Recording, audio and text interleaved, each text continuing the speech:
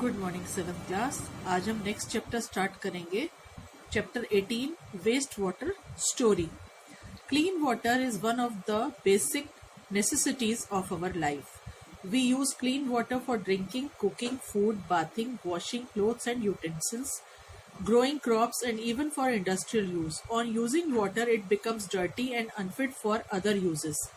We call this dirty water as wastewater or liquid waste. Every day we produce a large amount of wastewater or liquid waste that needs to be disposed properly. If not disposed safely, it may cause adverse effect on human health and also on our environment. In this chapter, we will study the management of wastewater. हम लोगों को पता है कि हमारी जो water है एक बेसिक नीड है।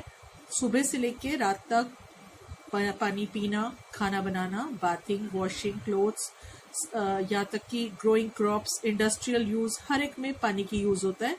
लेकिन इस सब पानी के अलावा जो पानी गंदा होकर के या अनफिट होता है उसको कहते हैं वेस्ट वाटर या लिक्विड वेस्ट। और वो वेस्ट वाटर जो है उसे किस तरीके से डिस्पोज किया जाए ताकि वो हमारे एनवायरनमेंट को और हमारी हेल्थ को इफेक्ट ना करे, यही इस चैप्टर में हम पढ़ने वाले हैं। सीवेज।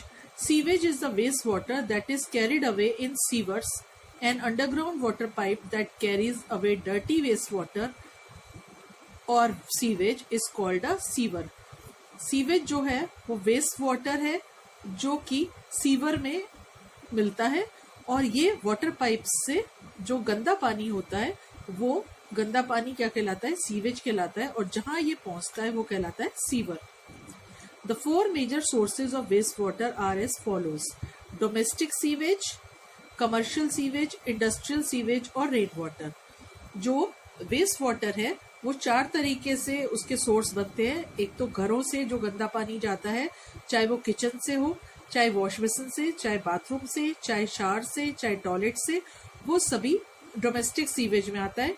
कमर्शियल जो है, जो भी इंडस्ट्रीज में, शॉप्स, ऑफिसेज, स्कूल्स, हॉस्पिटल्स, इन सब जगह से जो वेस्ट वाटर आ जाता है पाइप्स में, वाटर पाइप्स में, वो सारा कमर्शियल सीवेज होता है। इंडस्ट्रियल सीवेज जो कि सारा इंडस्ट्रीज से इंडस्ट्रियल वेस्ट वाटर है जिसके अंदर बहुत सारे पॉइजनस केमिकल मिले होते हैं, वो कहलाता है इंडस्ट्रियल सीवेज। और रेन वाटर वैसे तो प्योर वाटर फॉर्म मानी जाती है, सबसे प्योर वाटर होता है रेन वाटर।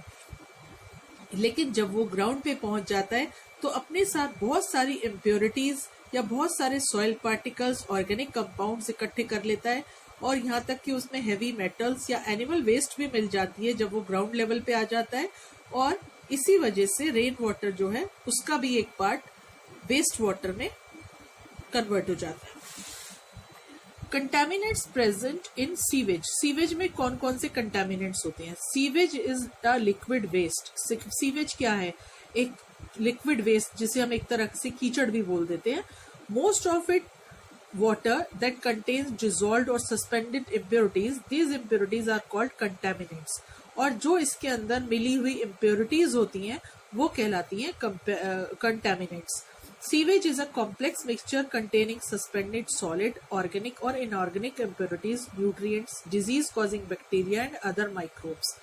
जो contaminants होते हैं उनमें क्या क्या चीजें आती हैं?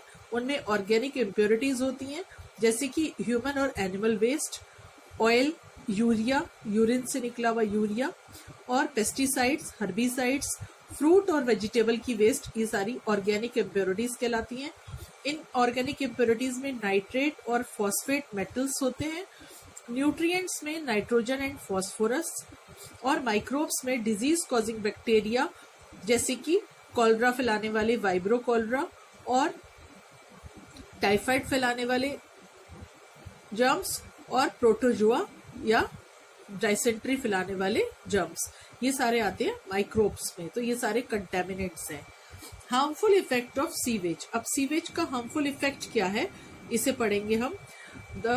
We know that the sewage contains a large number of harmful substances and disease-causing microorganisms. Accumulation of sewage or untreated sewage causes the following harmful effects: जो माइक्रो ऑर्गेनिज्म या डिजीज कॉजिंग माइक्रो ऑर्गेनिज्म या harmful substance पानी के अंदर होते हैं sewage में, या फिर उसके अंदर मिली हुई अनट्रीटेड सीवेज जिसको कि साफ ना करके गया हो, तो वो फैलाते हैं, वो हमारे लिए है हार्मफुल, जैसे कि स्प्रेडिंग ऑफ डिजीज फैलाने वाले। In small villages and slums there may not be proper drainage system to dispose of the waste water. At some places, open drains and pipes carrying dirty water get choked by plastic material or non-biodegradable waste. As a result, dirty water, wastewater overflow in the colonies. In both the cases, the wastewater may collect in lanes and backyards and stagnate, emit foul odor. The stagnant sewage act as a breeding ground for flies, mosquitoes, and other insects.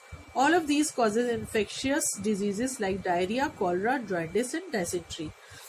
जो spread करते हैं कैसे कि जैसे छोटे areas होते हैं, open areas में ड्रेन ओपन होती हैं, नदी नाले ओपन होते हैं, और वहां पर डर्टी वाटर अगर चौक हो जाता है प्लास्टिक मटेरियल्स की वजह से या नॉन बायोडिग्रेडेबल वेस्ट की वजह से, तो वो सारा जब चौक होने के बाद ओवरफ्लो होकर वो कॉलोनीज में पहुंच जाता है और उसके बाद वो फैल जाता है। उसके अंदर एक तो गंदगी तो फैलती है, ऊपर से उसकी जो स्मेल होती है वो भी बहुत खराब स्मेल आती है, उसमें से फाउल स्मेल आती है। और स्टेगनेंट सीवेज जो होती है, मतलब जो रुका हुआ पानी होता है, वहां पर जो फ्लाइज, मॉस्किटो वगैरह है वो भी ब्रीड कर देते हैं, जिससे कि जो इन्फेक्शियस डिजीज है, डायरिया, कॉलरा, जॉइंटिस, डायसेंट्री जैसी डिजीज फैलने का खतरा रहता है। Water pollution. At some places, local municipal bodies have laid a network of drainage system throughout the area. Through this network, the sewage is released into nearby water bodies, lakes or rivers. Discharge of untreated sewage into water bodies is one of the main source of water pollution. Thus, water pollution is the contamination of water by harmful substances and germs. Drinking water contaminated with sewage can cause many diseases in people. Water pollution का मतलब क्या हुआ कि local municipal bodies क्या करती हैं कि drainage system का नेटवर्क जो है वो पाइप के थ्रू उसको नदी नालों तक पहुंचा देती है, और जब उन लेक्स या रिवर्स में जब सारा अनट्रीटेड सीवेज वहां पर इकट्ठी हो जाती है तो वहां वाटर पोल्यूशन हो जाता है और उसकी वजह से जर्म्स फैल जाते हैं, जिससे कि बहुत सी डिजीज होने का खतरा होता है, water borne diseases. Eutrophication. Sewage contain nutrients like phosphate and nitrate. The discharge of such nutrient-rich water into the water bodies cause increased growth of algae and other weeds in the water bodies. This is called algal bloom. Sewage जहाँ पर बहुत से nutrients होते हैं, जैसे कि उसमें phosphate और नाइट्रेट होते हैं, और ये सारे वाटर बॉडीज में जाकर के वहां पर क्या एक जगह इकट्ठे हो जाते हैं और ग्रोथ बना देते हैं एल्गीज की या वीड्स की, और उससे वो कहलाता है एल्गा ब्लूम। कई जगह पर आपने देखा होगा कि जो पॉन्ड वगैरह का पानी होता है वो पूरा ऊपर एक ग्रीन कलर की लेयर आ जाती है उसके ऊपर, जिसको एल्गल ब्लूम बोलते हैं। A large population of the algae in the water bodies decrease the amount of dissolved oxygen in water. Death of the algae may further reduce the amount of oxygen in water. This is because microorganisms will use oxygen for the decomposition of dead algae. The process of nutrients enrichment of water bodies that stimulates the growth of aquatic plants like algae that may result depletion of dissolved oxygen called eutrophication.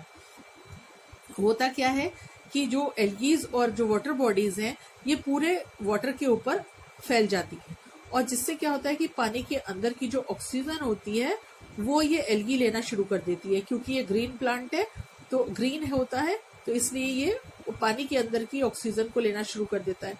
और अगर algae खराब भी हो जाती हैं तो भी वो ऑक्सीजन लेती रहती हैं, जिससे कि माइक्रो ऑर्गेनिज्म उसके अंदर बहुत सारे इकट्ठे हो जाते हैं।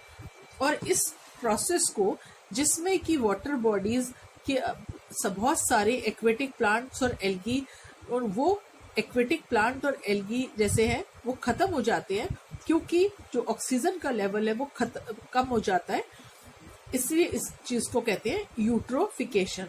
This causes loss of biodiversity because most aquatic animals use oxygen dissolved in the water to live. Once the level is dissolved, oxygen falls. Fish and most of the aquatic animals also begin to die due to suffocation. अगर पानी के ऊपर एक algae की layer बन जाती है तो पानी के अंदर रहने वाले जो एनिमल्स हैं, एक्वेटिक एनिमल्स हैं, चाहे वो फिश है या फ्रॉग हैं या कुछ भी हैं, तो वो पानी के अंदर की ऑक्सीजन लेवल कम हो जाने से वो भी मरना चालू हो जाते हैं और सफोकेशन भी हो जाता है, क्योंकि पूरी लेयर बन जाती है एल्गी की। Sewerage. In house or a public building, generally there are two sets of pipes. That narrow set of pipe bring clean drinking water into the house, and the wide set of pipes takes away wastewater generated in the house. If somehow we could see that the ground, we would see a network of sewers forming the sewerage.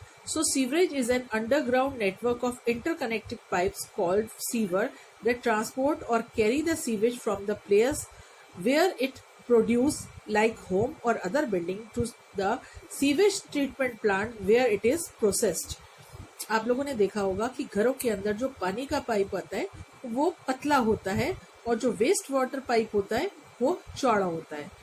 और इसी तरीके से जो sewerage का सारा पानी है, sewer जो भी पाइपलाइन से पानी जाता है वो सीवर में इकट्ठा होता है और सीवर से वो ट्रीटमेंट के लिए, सीवेज ट्रीटमेंट के लिए, फर्दर प्रोसेस के लिए उसे आगे भेजा जाता है सीवर के through. A main hole is a covered vertical hole in the ground, pavement or road above the underground sewer pipeline. और जो मेन होल क्या कहलाता है कि घरों से या इंडस्ट्री से या कहीं से भी जो पाइपलाइन के थ्रू जो डर्टी वाटर आता है वो सारा मेन होल में आके गिरता है। If there is any leakage or blockage in the underground sewer pipeline, the sanitary workers can go down in the sewer pipeline for cleaning or any repair. अगर इसमें कहीं भी सीवर की पाइपलाइंस पे कहीं भी ब्लॉकेज आ जाती है तो सीवर पाइपलाइन के अंदर सैनिटरी वर्कर्स जो हैं वो जा करके उस पाइपलाइन को क्लीन करते हैं या रिपेयर करते हैं। Manholes are provided at every 50 meter to 60 meter distance in the sewerage at the junction of the two or more sewer at the point where there is change in the direction of sewer line. और जो main whole होते हैं वो 50 metre से 60 metre के distance पे एक के बाद एक लगे होते हैं और आपस में इनका जंक्शन होता है। जहां पर भी ये दो पॉइंट मिलते हैं, जहां भी डायरेक्शन चेंज होती है वहां सीवर लाइन की डायरेक्शन पर मेन होल होता है।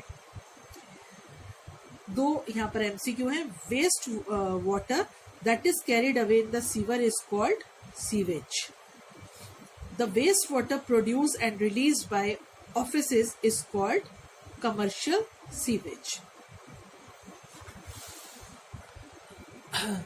नेक्स्ट है आपका वेस्ट वाटर ट्रीटमेंट प्लांट। इसके बारे में हम नेक्स्ट क्लास में पढ़ेंगे।